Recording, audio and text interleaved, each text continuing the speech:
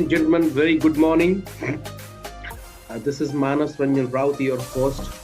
We are going to talk with one of the eminent professional of industry. Joining me in my show today is another exciting episode that we are going to talk about today. I'm being honored to have me with Ashok Bhaseen sir joining from Canada. Ashok Bhaseen sir, I welcome to our show, Pharma Manas show, and thank you so much for joining me, sir. Manas, thank you so much for inviting me. It's a pleasure to meet you again now. It's been 5 years since we last met in Bombay, and great to be at your show. Thank you. Thank you. So before we proceed for the discussion, let me introduce today my guest, Ashok Bhaseen sir. I think it will take few minutes to introduce, give the credentials of Ashok Bhaseen sir. But still, I would like to highlight few of his achievements. Today, Ashok Bhaseen sir, since last 2011, he is president of Thyroid Federation International at Global Operation. Since 2015, Ashok Bhaseen sir is director on board of Graves' Disease and Thyroid Federation of USA. Since 2013, he is director on board of Thyroid Federation of India. From 2014 to 2021, he was director on board with Canadian Skin Care Foundation. And if I talk about his professional career, he's now today and he's an entrepreneur. But before to that, 1995 to 2006, sir was commercial director for Asia Pacific, Africa, Australia, New Zealand with Abbott Laboratories. 2008 to 2011, 2013 to 2015, president of Thyroid Foundation of Canada. As an entrepreneur, he was instrumental in starting a company listed in Stock Exchange of Canada and currently the president CEO of CY Matic Technologies and his subsidiary in Asia. Once again, Ashok Bhaseen sir, I welcome to my show. And thank you so much for joining me. I think the entire audience is going to enjoy this discussion. Thank you, Manas. Before when we're starting the discussion, sir, my first question to you, because you are being associated with thyroid since a long time, got 3 years of fantastic experience professionally managing different businesses and being part of different federations and associations. How do you see this thyroid incidence and prevalence is actually gaining in different part of the world as well as India? Well, it's very prevalent, Manas. If you put 10 people in the room, definitely one person will have it. So if you put 100 people in the room, 3 to 5 people will have thyroid issues. So it is that prevalent. And in Indian context, it relatively is recent in terms of awareness and education. And that's why the industry, as far as the thyroid side is concerned, it has really burst open. And first it was an endocrinologist who would do the diagnosis, but now it's gone to GPs as in the West. You will be surprised to know that in Canada, Synthroid, for example, which is a levothyroxine, is the #1 prescribed product in Canada. And the same thing in USA, it is the #1 prescribed product in USA. So, this is the scope and length and breadth of the thyroid disease that it becomes the #1 in terms of units anywhere in the world. So that clearly indicates if the thyroid products are in the top league. Can I take away that it clearly indicates that incidence is actually gaining in a different way. It's going in a double-digit growth. Correct? Yeah, it is growing in double-digit growth, and in Indian context, definitely, because the population is getting more educated, and now with all the connection of technology and phone and everything, people are coming to know more and more about it. We also have countries like Nigeria and Ghana with us, and then Nigerian president for the Thyroid Foundation there was telling us that people who get Graves' disease, for example, the bulging eye, they think that it is a witch and they want to kill those. So, those kind of myths are there in some parts of Nigeria, even now, and some parts of Africa. But I think all those things are gone. And in Indian context, I think the salt, iodized salt was introduced long ago and is very prevalent and available. Tata salt, big one, Yeah, and they are big one. there even in UK. So they did a good job in other salt companies. So iodized salt is there. So those incidences of goiter is all gone. But that was a simple problem to solve. Yeah, yeah, That yeah. they did very well in India. So you don't find, but in some parts, in some places in the northwest, very remote areas somewhere, they find that that issue. And how's the market is stepping up? We are talking about incidence is going up. There are a lot of awareness in the marketplace. My second question is how marketing is stepping up. Number one. Number two, now post COVID, there are a lot of technological shift has happened in digital front in India, specifically in India. And I believe that the shift has been also happened across the world. And if I'll take two parts of the world, one is North America, regulated markets, Europe, Japan, Australia, because you are also handled business in Australia for some time now, but if I remember correctly. So second part is look at Asia Pac and look at Africa. How the shift is happening? I mean to say awareness is happening. Do you see any trend post COVID? First of all, comparing Australia with India, I can tell you that Indian market on levothyroxine or the thyroid front is more developed than the Australian market. Okay. Okay, In okay, Australian market, we face problems of having those altroxin tablets, which they make. Aspen company makes that. It has to be frozen and kept. You know, it's a big problem, and there are only 5 strengths available. Unlike in India, India is a very developed market in terms of pharma. You have 12 doses. And you have to understand in this market, it is a very narrow therapeutic index market in the sense that each dosages, you talk about milligram, this is micrograms. oh, oh, So you have strength like 25 microgram, 50 microgram, 75, 67.5 microgram.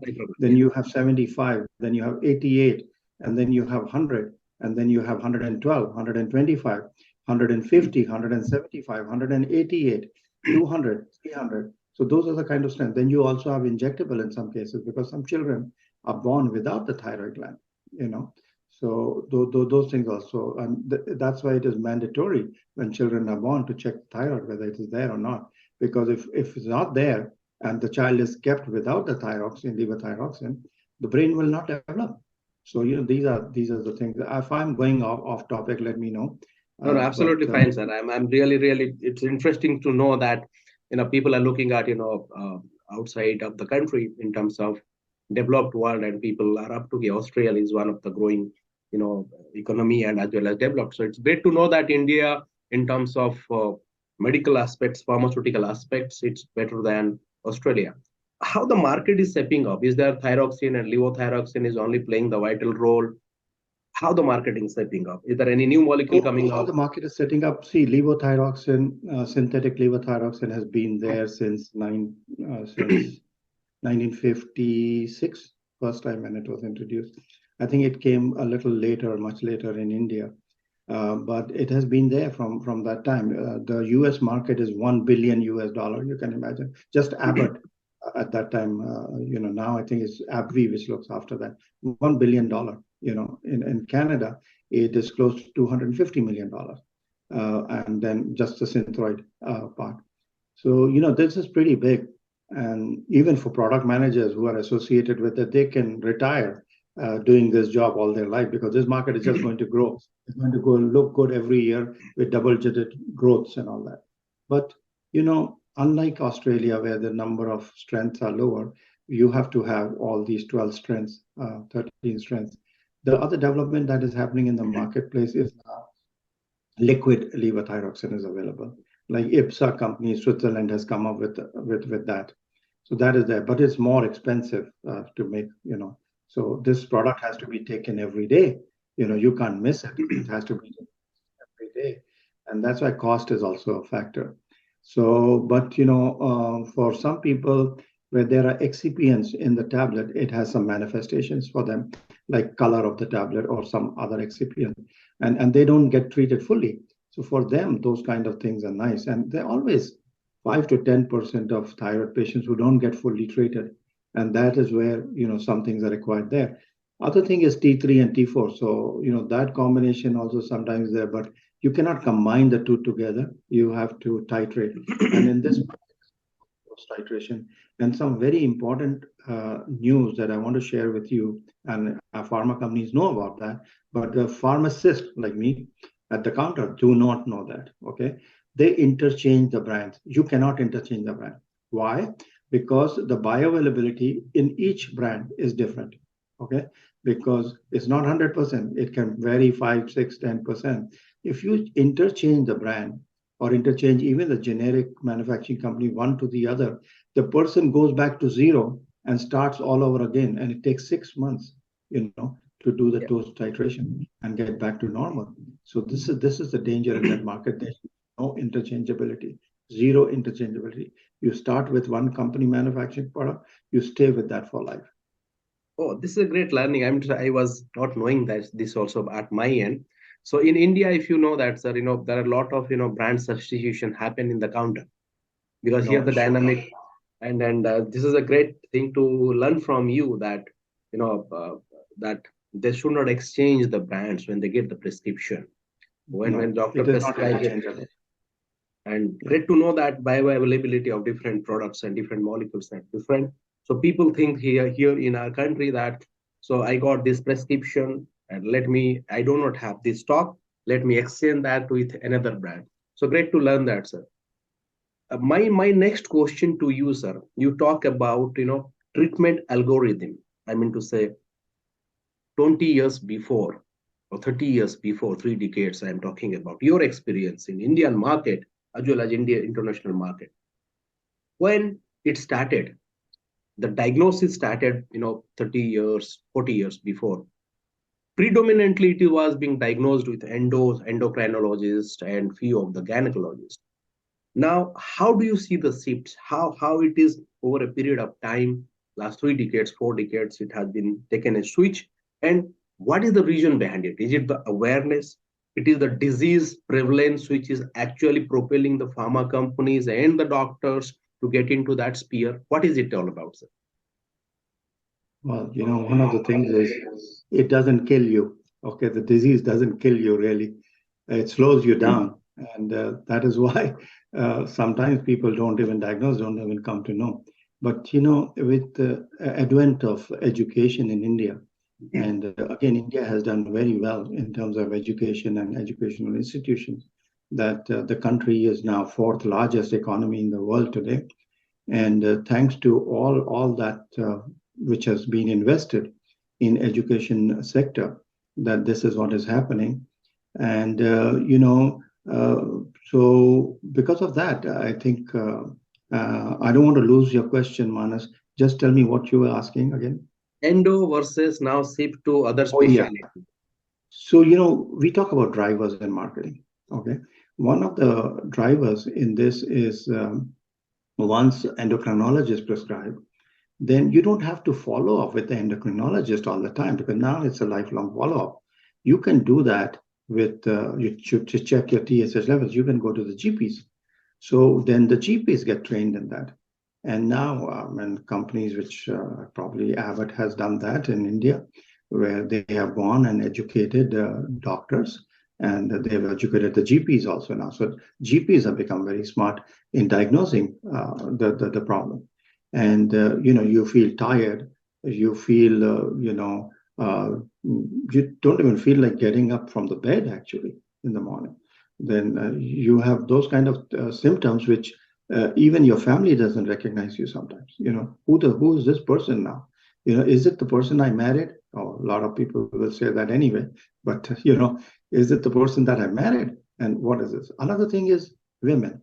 85% of the patients are women. Yeah, Okay, yeah, for some yeah. reason, because again, it's a hormonal thing, Mm, and that hormonal changes happen more rapid in women than in men. mm. So this happens, and as you get older, also this goes in. So there's nothing to say genetics about this, but when you come to Hashimoto's disease, for example, there can be genetics in that. When you come to Graves, it can skip one or two, but it can come back.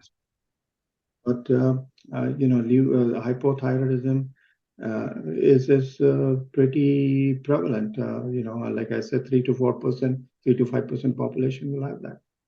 So if I understand correctly, the market has got switched from super specialty like endocrinologists to general practitioners to consulting physicians and gynecologists are also playing a vital role in Indian market. I don't know about the international market, which is Oh, making they do. They do, because in pregnancy, it's very important that your thyroid is proper. So gynecologists do check that. yes. So there are four big specialties today: gynecologist, consulting physicians, and MBBS doctors who are having practice of general practitioner. So Pediatricians also. and pediatricians also. And you have mentioned about that liquid thyroid, thyroxine is playing a vital role. Is it that pediatricians is also playing that in that space, or GPs, or any other specialties? Oh, your question is whether the liquid preparation of levothyroxine is playing a role. No, it's very limited right now. It's very limited. It is in France. It is in Switzerland. It's in USA. It's in very few markets actually right now. Okay, It okay. is in that stage. So no, it is in liquid capsule forms, and it is very few markets right now. Not that prevalent. Again, because it's quite expensive comparatively. Okay, great, great. Thank you so much, sir. So you got into the market, sir. Since last 3 decades, your expertise more is on thyroid, uh, and we are talking about other disease. When we spoke, a few minutes before on the pipeline thing, I mean, so biologics and oncology are also playing one of the vital role across the world. Would you like to throw some insights around that? Well, I remember when Amgen came in on the picture, that was a biological company, surprised everybody because we were busy making Zantac and pantoprazole and all those kind of things. We just totally shifted, and I was part of that shift when we shifted totally to biologicals. So biological became big thing. But as far as what I see in the future, I would say oncology is still going to remain a big part of it because very simple for pharmaceutical companies, it's very easy. If something is better than placebo, the FDA will approve it.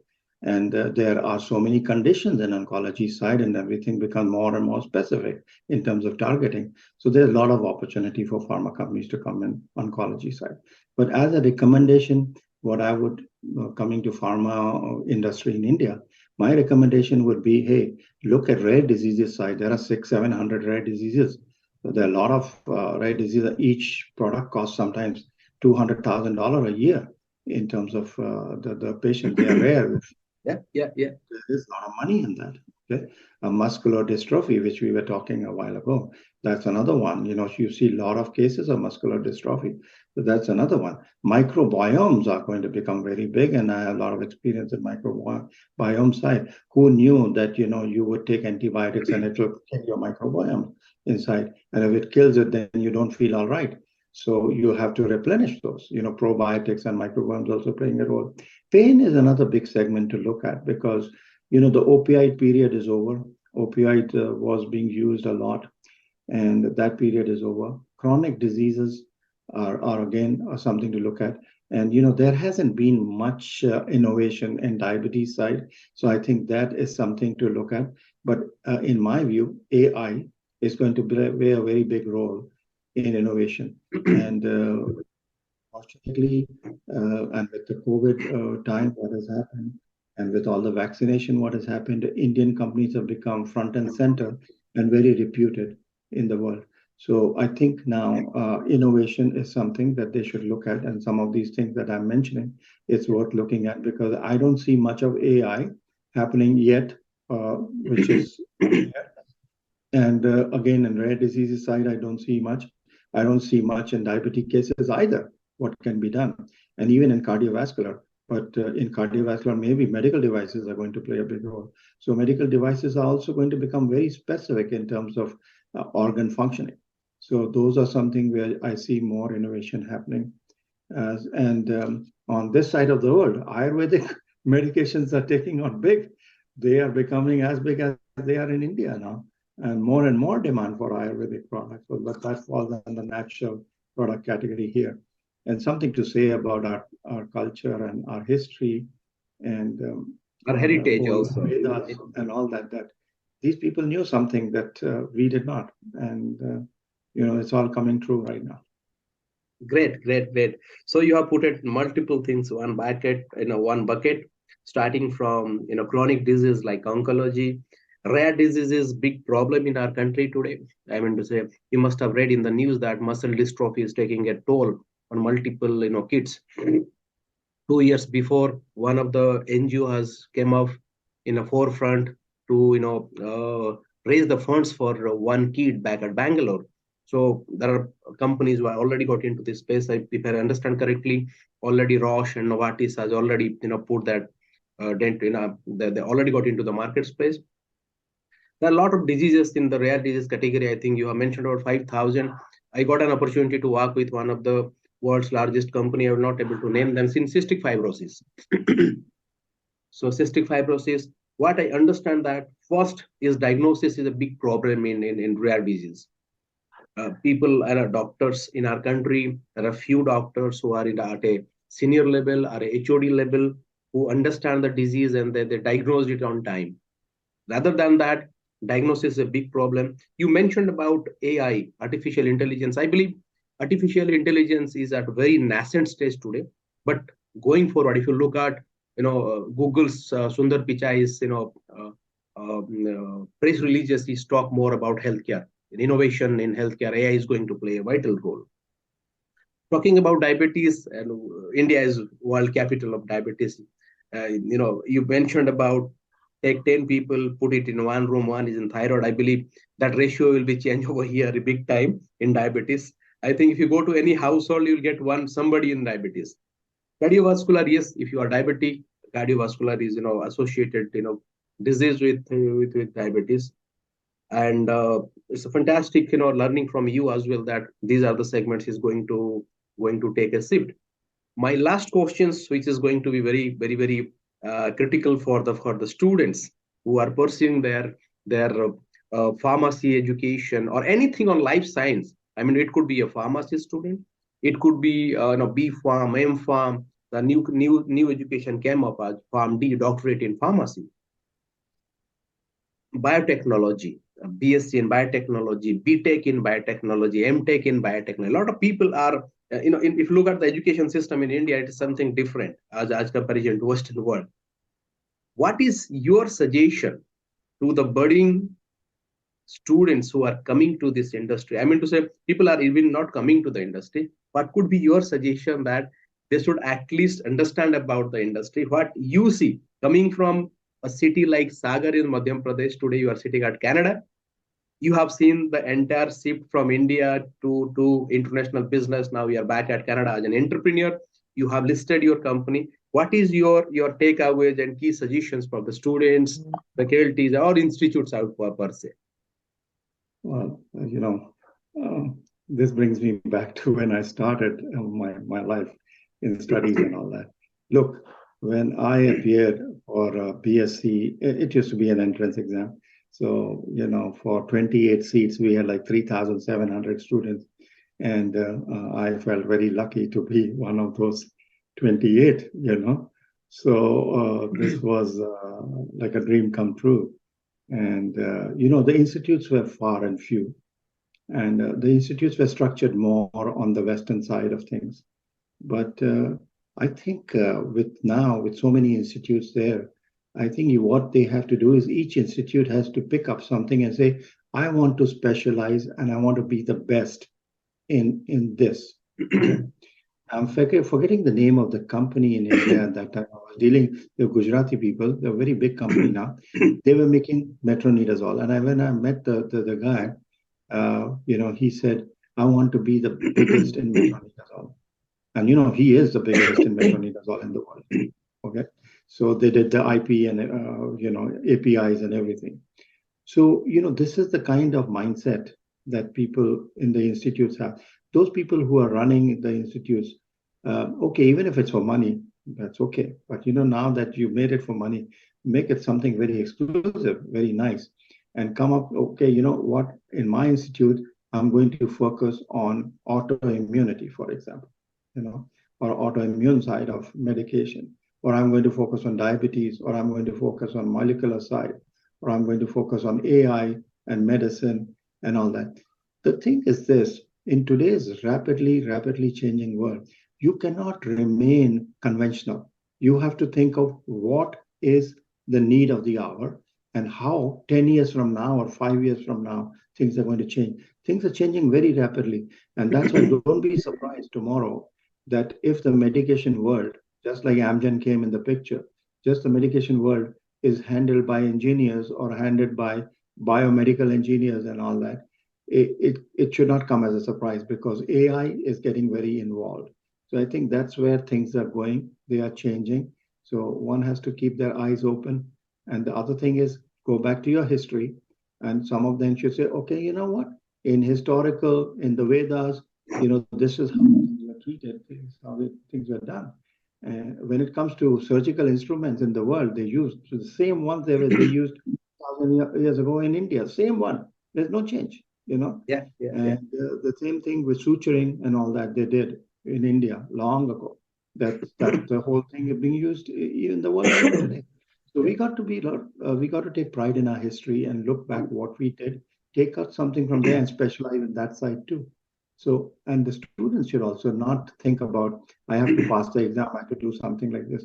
No, the thing is, how can I be the best in something? If that is the attitude, they will do well. You can be an entrepreneur, you can open companies, you can be in pharma field, you can be doing something like I did, you can be doing production, you could be doing innovation, research, you could be a scientist.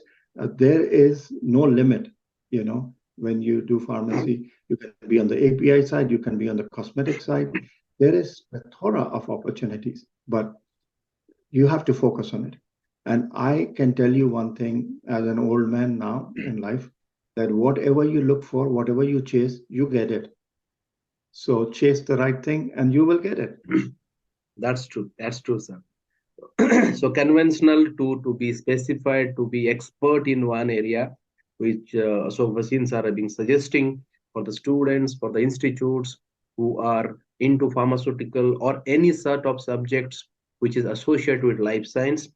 So thank you so much, Ashok sir, for the insights. Ladies and gentlemen, we were speaking to Ashok Bhaseen sir. He is joining me from Canada and not an entrepreneur. He is also president of Thyroid Federation of International Global Operations.